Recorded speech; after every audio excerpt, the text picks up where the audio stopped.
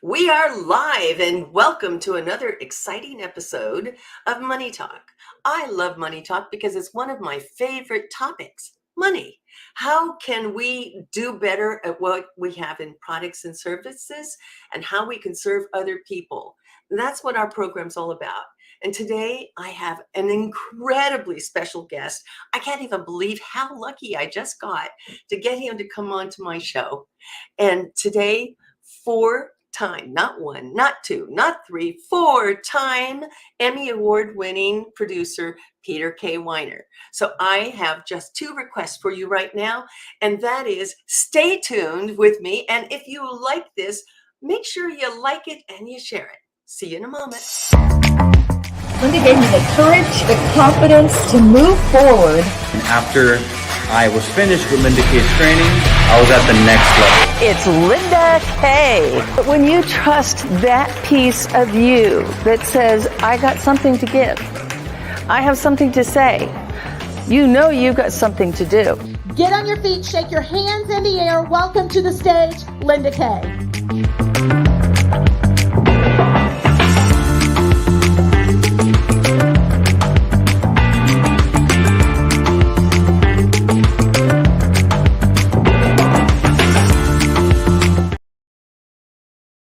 Well, and I want to say welcome, Peter.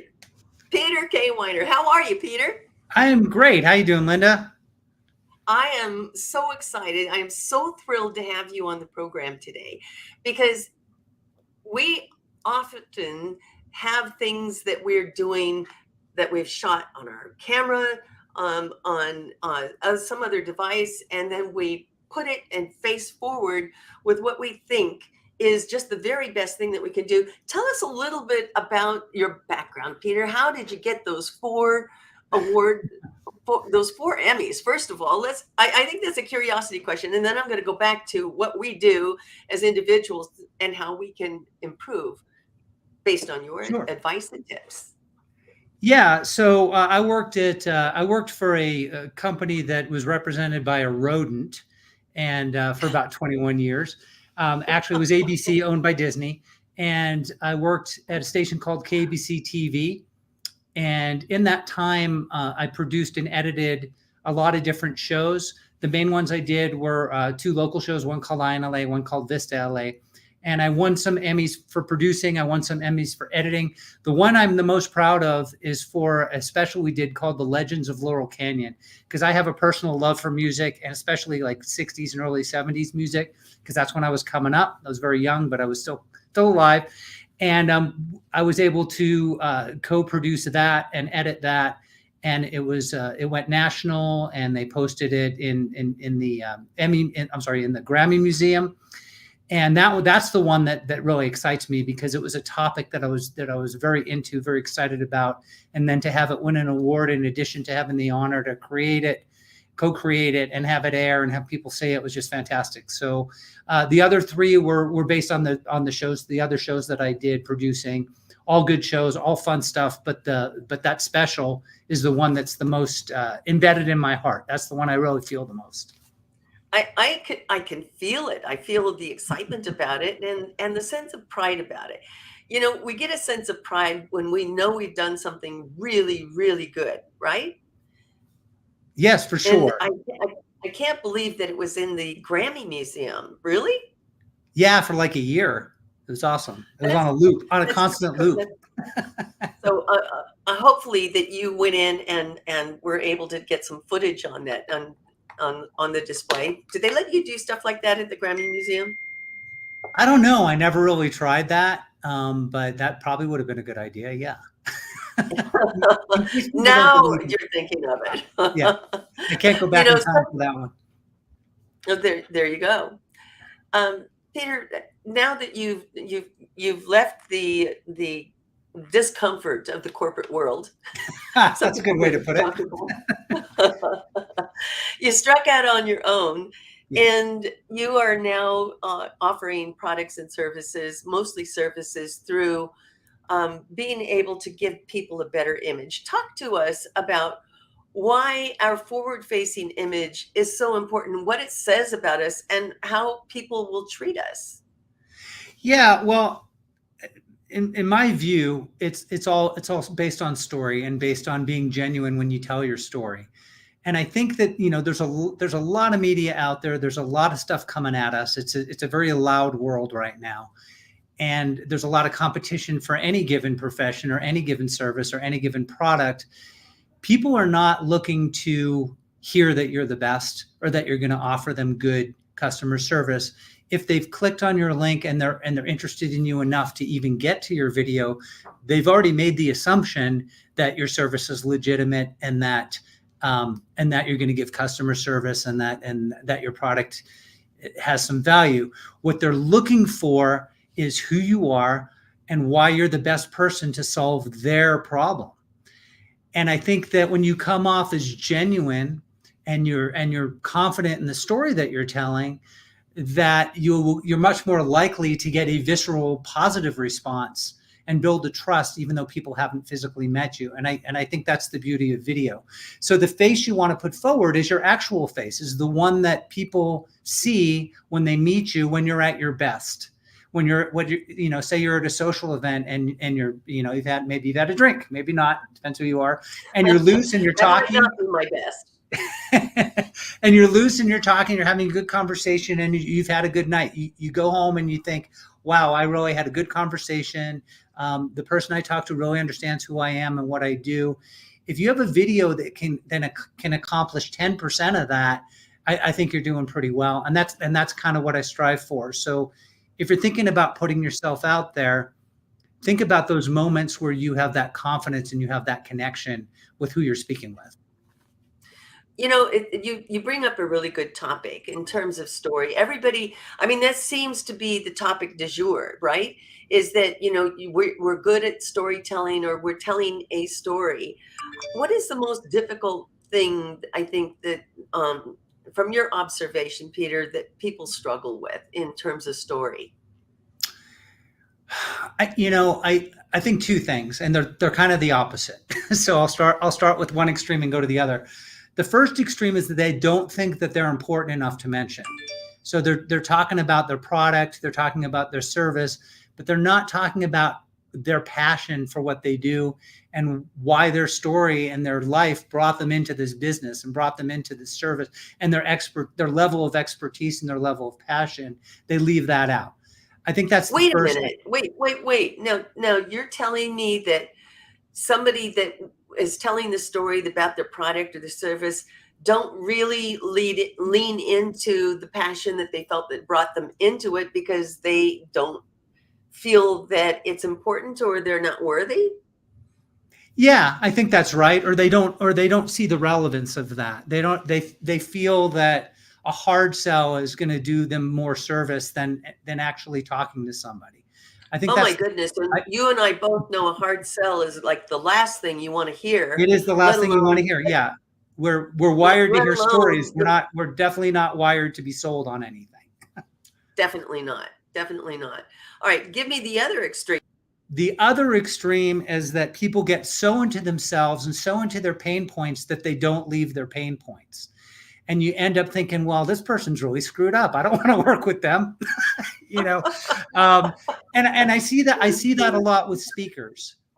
There's something I call touching the deep end. I call it touching the deep end. And what I mean by that is picture you're in a swimming pool and that there's the deep end in the swimming pool. And your pain point, your lowest point in your life is the bottom of that swimming pool. And the surface of the pool is where you want is success and being above water. So what people do in their speeches is they'll take that dive into the deep end and they'll hang there.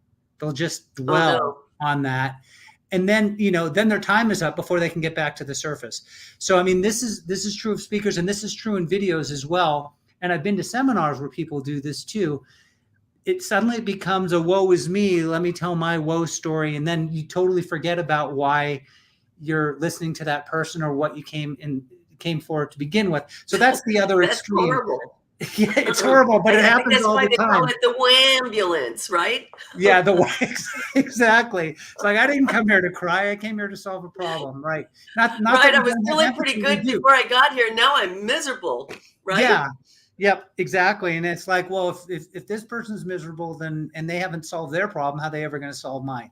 And that's the problem. So And those, how did, wait a minute, Peter, let's stay on that for a second because that's sure, an important point.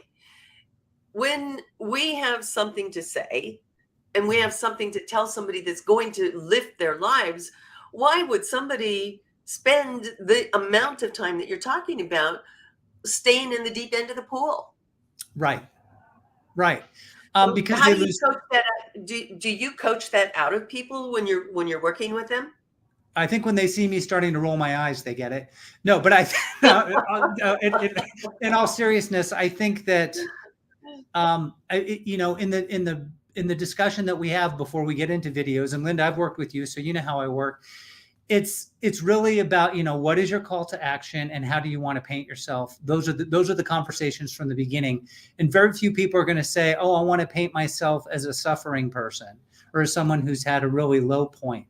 And there, and depends what the videos are and who and what your business is and who you are.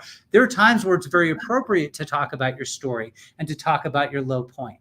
But if you do that, you just want to tap it. So, in Yeah, creating, you don't want to dwell in it. You don't want to sit there. I no, think that people are people relate to common man, the common story. right, I used to be this, but now I'm that. right. But I always This was like to my look at, epiphany point. there Exactly. you go. Right. That was my sweet charity moment where, I heard the song and I said, yeah, something's got to change, right? Right. So, but the tendency though is not always that. The tendency is, man, if I just tell you how bad things were and they got really pretty bad, maybe you'll buy something from me. Maybe you'll buy my service. Maybe you'll buy my product. But you and I both know that is not true. No. People buy promise. People buy hope. People Right. buy when they see themselves and they see themselves in you, right? And If like somebody's energies, like, identifying, I'm sorry, you have a little delay. I don't mean to interrupt you there. that's okay. Yeah, we're going to fix that. We're going to go. We're going to get a faster internet, and I'm going to stop lagging. So I apologize, but when we're thinking about a story, and we're thinking about what our story is, I always like to think of what problem do you solve? Who has that problem, right? Mhm. And then what's the biggest benefit in working with you? And Right. I don't think a lot of people really do that. But let's get back to your videos and your what you do and what you're doing now. Tell us a little bit about what you're doing. Sure. So what I'm doing now, I'm doing two things. But the first thing in the video creation end is I'm working with business owners, and we're determining, what we want their long video to be. And when I say long video, I mean between 3 and 5 minutes, which in the world of Wait a promos is, minute, that's a long video? that's a long video. Yep. Because in the world we're in now, people are not going to want to watch a half-hour documentary on someone that they want to do business with. But they This is are, true. if they're interested, they're gonna spend 4 or 5 minutes maybe, if the video is intriguing enough. If it's a 4 or 5 minute video that's not very good, then they're going to click off right away. So like anything else, it has a story arc, it has a hook. Whether it's a 15-second video or a half-hour video, it's still going to have a similar story arc. So for me, I call these featurettes. A lot of people call them sizzle reels, and you can create a sizzle reel that's a shorter version of that. I'll get into that in a second. But these little Okay. featurettes are kind of my sweet spot because my background's in long form.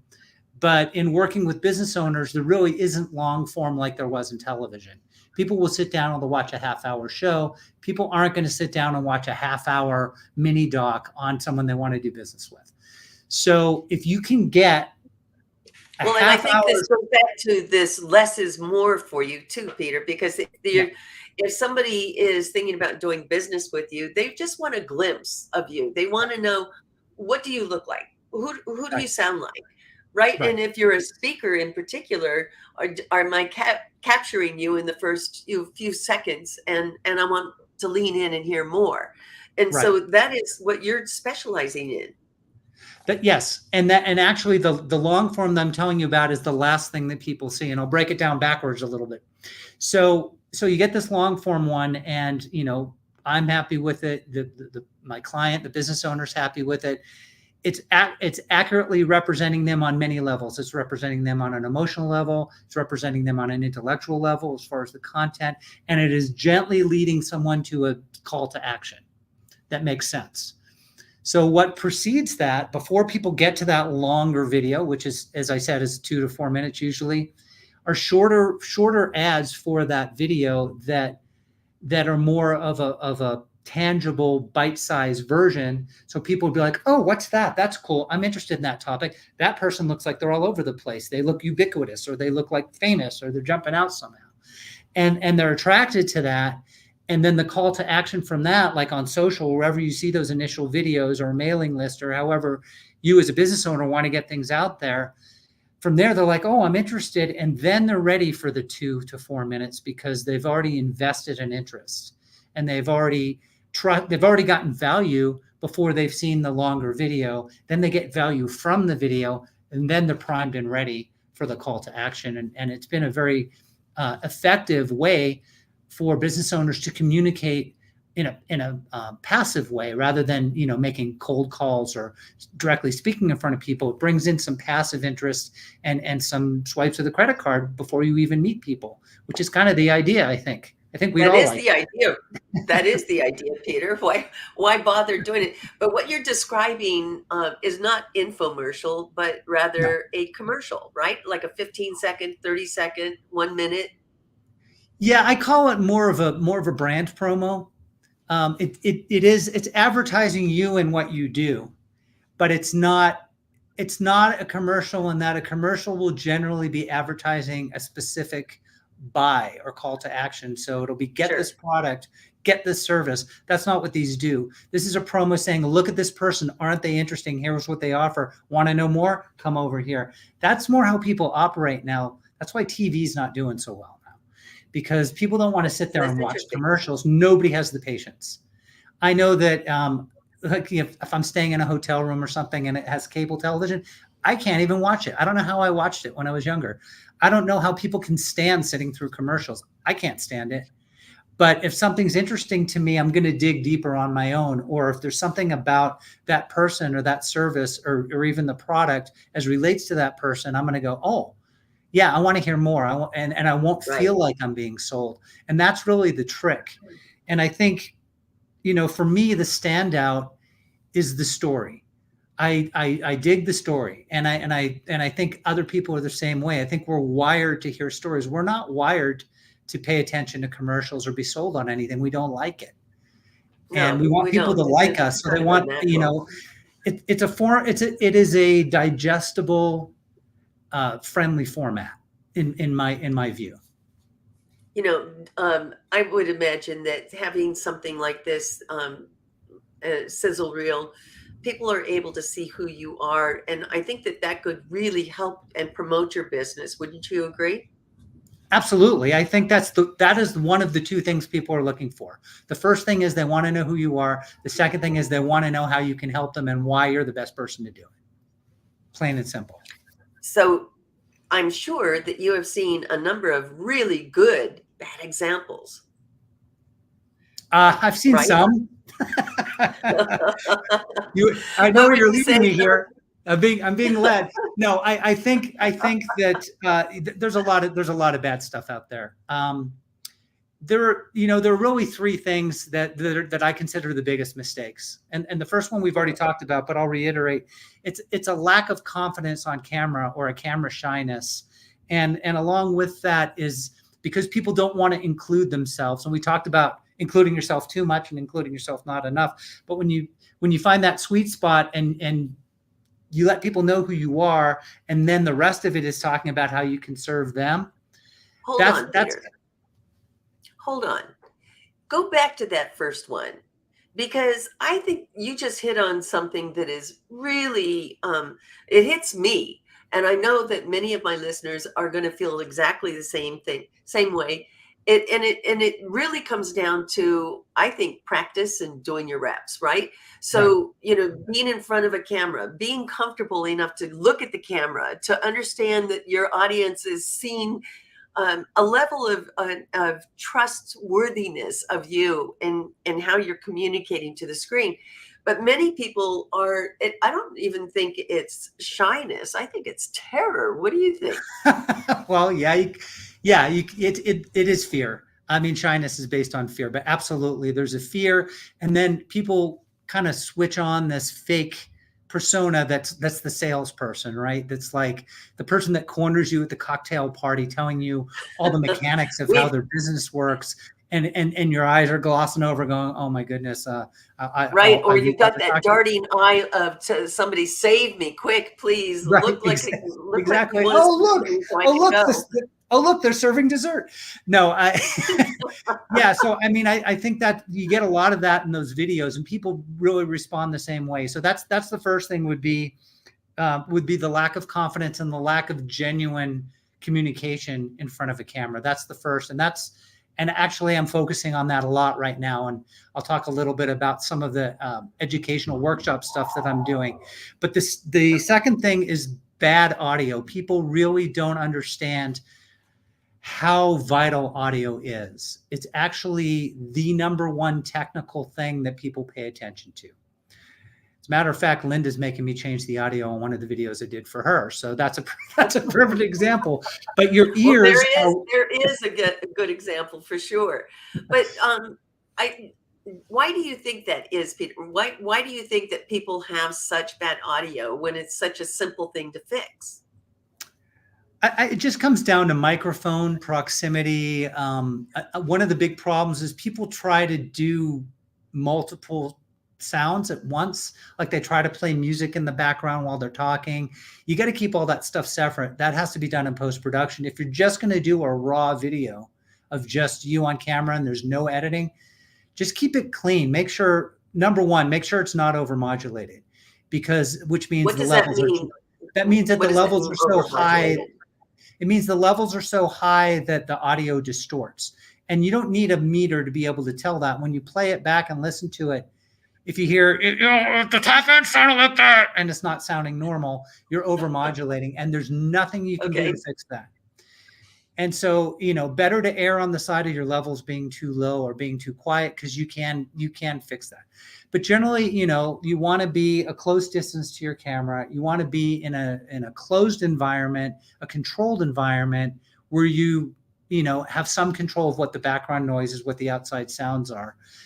Like our audio is good right now. I sound good. Linda sounds good. This isn't complicated to get it right, but there's a million ways that you can mess it up.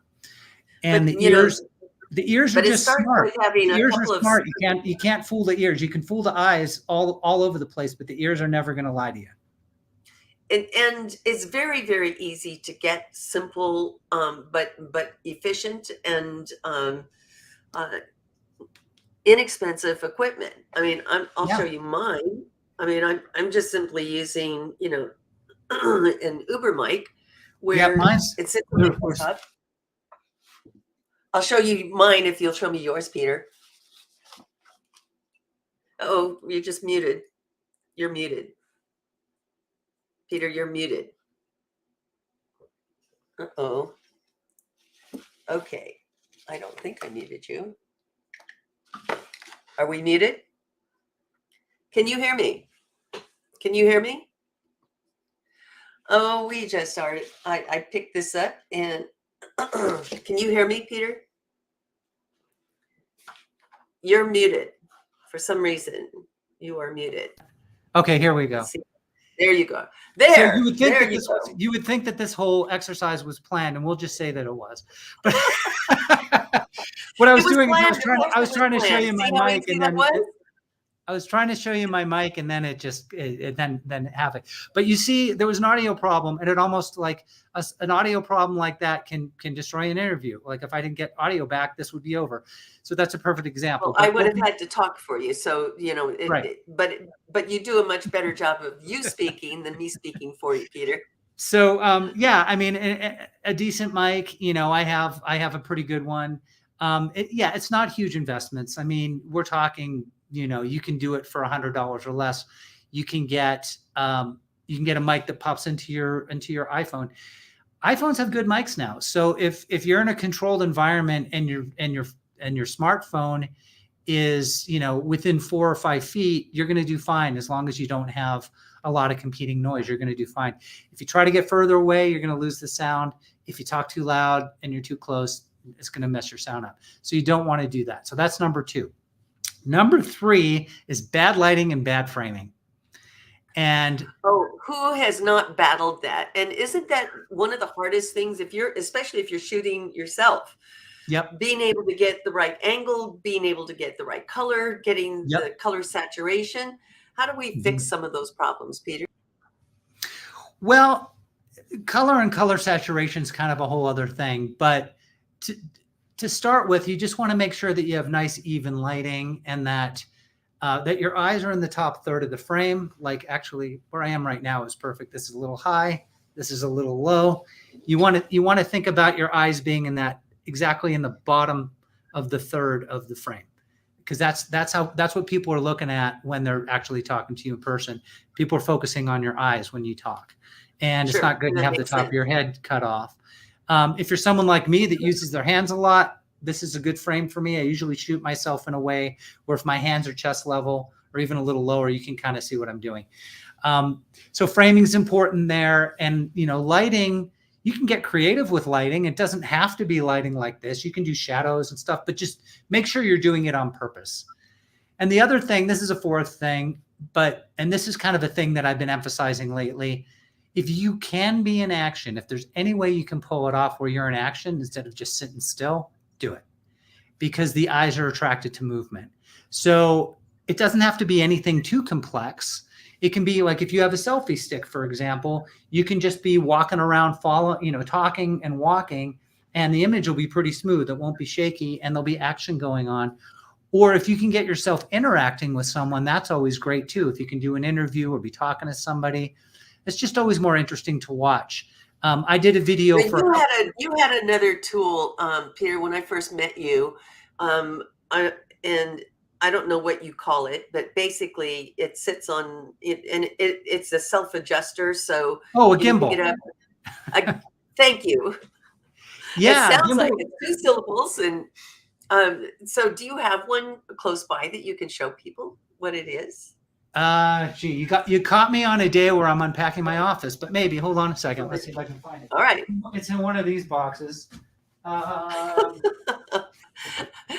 as you can see, I did stump him. I asked a question. I think I have it in here. Hold on a minute. This is wonderful. Oh, here we go. Just kind of root around, dig around the boxes. There. All right. See? Perfect. See, now we've been doing all these examples of what I'm talking about. Linda just put me in action, which was way more interesting watching me look for a gimbal than just sitting here. Right. Let's see. So yeah, this is a gimbal, and this is like, an $80 or $90 investment. And the way this works is you put your phone in, and it makes it really, really smooth and steady. And you can use it. And it's so interesting. I think one of my most Sorry, go ahead. One of my most popular videos that I did was just me coming out of a dentist office, and I'm like, I got to tell people about what just happened. I think that, first and foremost, people are terrified of going to a dentist and having things drilled on. Right. But because it had so much motion in it, I think you're right. I think I got the most comments on it because people were very interested in, where are you? What is that? And well, fortunately, I didn't, show any close-ups of my tooth, but but it does show a lot of interest, and people can see you more creatively and follow more of and retain more of what you're saying. Wouldn't you agree? Right. Absolutely. Yep. And have that if there's that visual interest, it could hook them in just to begin with, so they even listen to what you're saying. And so, yeah, as far as gimbals go, they're a fantastic investment. I did a shoot with a couple of coaches. They have a coaching, they're actually high school coaches, and they have a coaching program for parents to help the parents support their kids in whatever extracurricular activities they're doing in high school that may be leading to scholarships and whatnot. And it's a great program, but these guys are physical guys. So I wanted to shoot them running and lifting weights and doing things like that. So I have an i14, which is really, it's a great iPhone. It has a great camera on it. And, I have an external mic system that's independent of my camera that I sync it up later. And I'm not asking you guys to do that. But as far as the gimbal went, I had the gimbal and I had the stabilizer on my camera. I was running backwards shooting this guy. And when you play it back, it looks like I had $20,000 worth of stabilization equipment. I kid you not. 10 years ago, that shot would have cost me tens of thousands of dollars. It cost me the price of my phone, which I have anyway, and this gimbal, which was like $85. So that's awesome. That is really awesome. Peter, we're running out of time. So what I would like to know is, how do people reach you? And do you have anything coming up where they can find out more about you, or they can even take a class with you? Yes, I do have a class coming up in the late fall called Putting Your Best Face Forward. I don't have it posted yet, but it's coming. But you can reach me by getting on my 360, which is a platform that pretty much has everything. I think it's right there, peterw360.com. And that it's a hub that will essentially take you anywhere you want to go. You can look at my videos. You can see what courses or master classes. I do have a master class next month on camera shyness, actually. So I'm glad we talked about that today, because that is the number one obstacle, or camera fear, as Linda puts it. Both are similar. And if you go to peterw360, there's an offer that'll pop right up. And essentially what that offer is, it's a value offer. It's absolutely free. You just throw down some of your information to get to it. And it's two things. One, it's a PDF that kind of takes you through the process of what you need to do to create your first video and your first video campaigns. So it's kind of a do-it-yourself version of what I've been talking about. And the other thing is a quick animation that I did that's kind of a shorter version that talks about, it uses a business owner, a store owner that has a boutique clothing line, and how she created her video and everything she went through to create the script. It's real quick. It's about 5 or 6 minutes. But both of those are things that you can look at if you don't have a lot of experience, or if you want to improve in making your talking head stiff videos that you're making now into something a little more interesting. Those are absolutely free. They're available to you. You jump on the site, sign in, and you have those at your disposal. And those are guides based on my decades of experience in production and content creation. That's awesome. Peter, you also mentioned that you have a masterclass. Would people find that information about the masterclass there also? They will, but it's not there yet.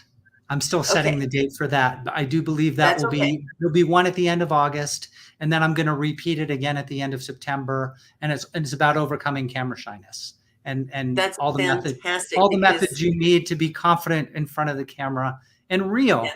Let's face it, real is important. Well, speaking of real, sizzle reels and real time. Thank you so much for joining me today, Peter. I really, really appreciate your time and what you've done for our audience, talking about that forward facing. And again, find Peter out at Peter K360. Peter W. Very close. Oh, sorry, Peter W. Why did I say K? Because I'm thinking of Kennedy. I saw right. Peter No, I got Kennedy. my middle name. My middle name is Kennedy. You got it right. Okay, so there you go. All right, so Peter, I want to thank you again for joining us. Thank you so much. Thanks, Linda. And I love that we talked about value and we never mentioned money. And the show's called Money Talk, but we covered what really is of value. And as we all know, time and quality leads to money. No question. There you go. There you go. Well, there you have it. We have another episode of Money Talk, and my most exciting guest that I've had in a while. So I really want to thank you for joining us today. Join us again next week when we bring you another great episode of Money Talk. Do you like to talk about money? If you do and you'd like to be a guest, contact me at lindak360.com.